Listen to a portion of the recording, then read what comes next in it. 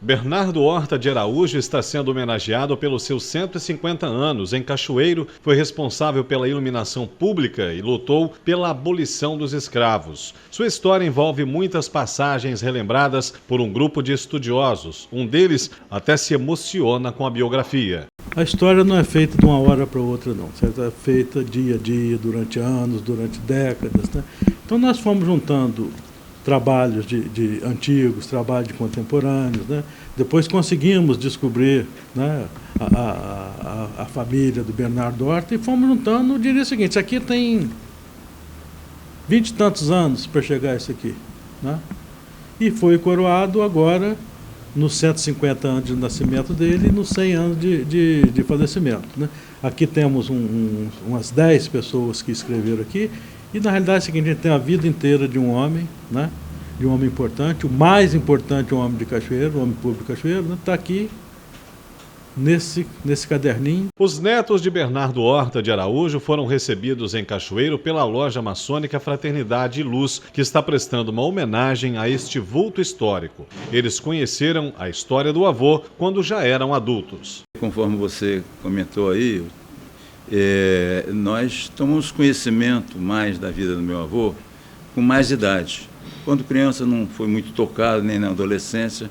Depois é que tomamos conhecimento mais da vida dele. Ele faleceu muito antes de nós nascermos. Meu pai era o filho mais novo, não é?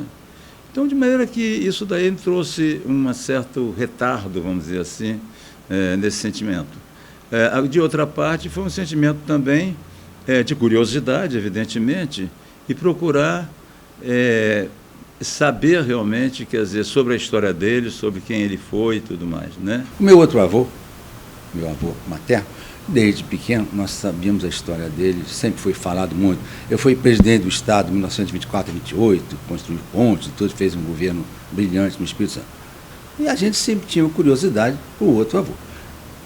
Não tínhamos nada, papai não falava muito, porque foi uma situação meio difícil para ele, inclusive. Mas depois, com nós adultos, fomos começando a saber, segundo informações, documentos, minha tia em São Paulo, meu tio Fábio, quando meu tio Fábio faleceu, aí nós começamos a ter conhecimento mais do trabalho do vovô Bernardo, inclusive do trabalho político dele na Câmara Federal, que ele em 3 legislaturas foi eleito seguidamente.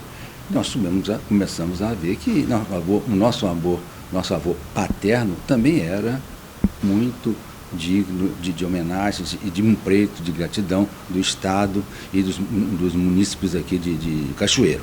Para eles, destacar algumas ações que julgam importante realizada pelo avô é difícil, pois para os netos, Bernardo Horta se tornou um mito. À medida que íamos tendo acesso a esse material, vimos então, quer dizer, tratava-se de um homem muito determinado, um homem abolicionista, certo? Republicano e de atitudes bastante fortes do ponto de vista de personalidade, compreendeu? E de vontade, de determinação. Um exemplo muito grande de bravura, eu diria, com relação a demover toda e qualquer falta de disposição da sociedade, né? De realmente colocar fim ao regime monárquico, que estava muito debilitado e muito afastado do povo, e colocar uma ordem nova, entendeu?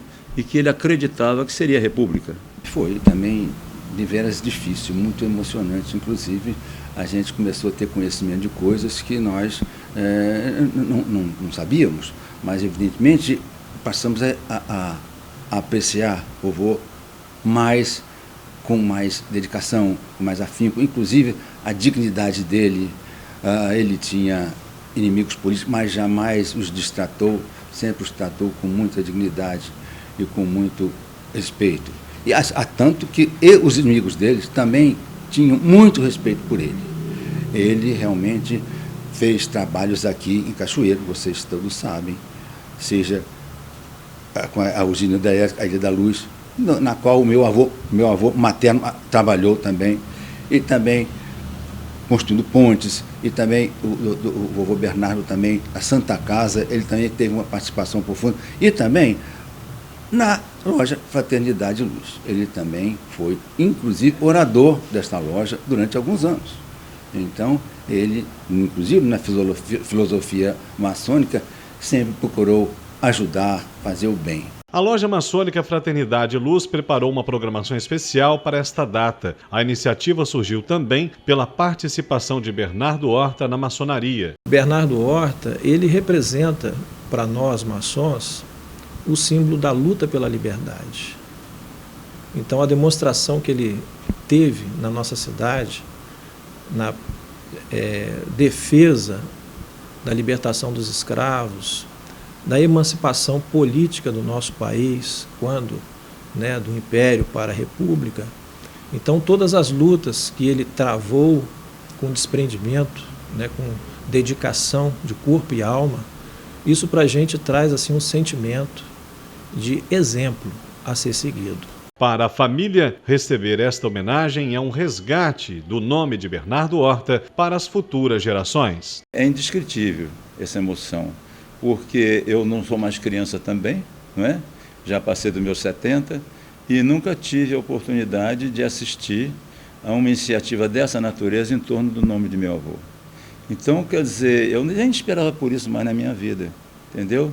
E isso, inclusive, para te ser franco, me obrigou a voltar às pesquisas, a futucar o baú, ler mais algumas coisas sobre ele, você está entendendo, para poder me preparar para essa oportunidade, que tem sido uma coisa de ouro. Talvez não fosse essa iniciativa da loja, a coisa passaria em branco, não teriam esse conhecimento. Inclusive, falam que um brasileiro não tem memória, mas eu acho que é porque não tem as informações, não tem a orientação para saber quem é quem. Em que o Espírito Santo tem vários vultos, não é só vovô, tem vários vultos. Esses vultos históricos deviam ser, nem que fosse uma galeria para esses vultos serem cultuados. Evidentemente que eles seriam estudados, seriam ser selecionados, mas eu acho que às vezes a memória depende um pouco disso, porque tem que ter informações, tem que ter estímulos para saber.